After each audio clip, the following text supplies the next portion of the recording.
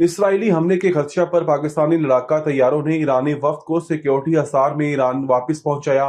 خبر رساں ایجنسی گزشتہ ہفتے اسلام آباد میں امریکہ کے ساتھ غیر حتمی امن مذاکرات کے بعد پاکستانی فضائیہ نے کے لڑاکا طیاروں نے ایرانی مذاکراتی وفد کو سیکیورٹی حصار میں ایران واپس پہنچایا، کیونکہ ایرانی حکام کو خدشہ تھا کہ اسرائیل انہیں نشانہ بنا سکتا ہے۔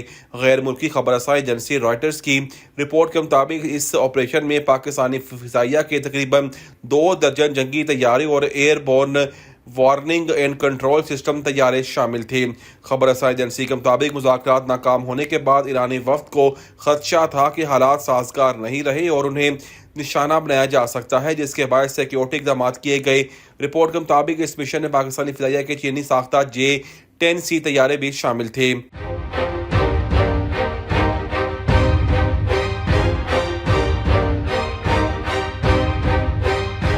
عید الاضحیٰ مویشی منڈیوں سے متعلق اہم فیصلے۔ کمشنر کراچی کی زیر صدارت اجلاس میں فیصلہ کیا گیا کہ عید الاضحیٰ پر مویشی منڈیوں کے اجازت نامے پولیس اور ٹریفک پولیس کی مشاورت سے دیے جائیں گے۔ کمشنر حسن نقوی نے اجلاس سے گفتگو کرتے ہوئے کہا کہ MC ٹاؤنز اور کنٹونمنٹ بورڈ مویشیوں کے لیے ڈپٹی کمشنر سے رجوع کریں گے اور بغیر اجازت قائم مویشی منڈی غیر قانونی قرار دے کر سخت کارروائی ہوگی۔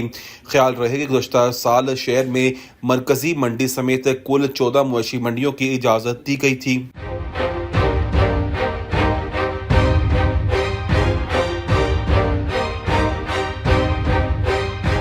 بھارتی پنجابی کامیڈی فلم حوصلہ رکھ آئندہ ماہ سینماؤں میں ریلیز کر دی جائے گی۔ حوصلہ رکھ ایک مشہور بھارتی پنجابی رومانوی کامیڈی فلم ہے۔ فلم کو ریلیز کے حقوق والی فلم ڈسٹریبیوشن کمپنی نے حاصل کر لیے۔ فلم کے ہدایت کار امرجیت سنگھ ساون ہیں، جبکہ فلم کے پروڈیوسر دلجیت دوسانجھ اور دلجیت تھنڈ ہیں۔ فلم کی کاسٹ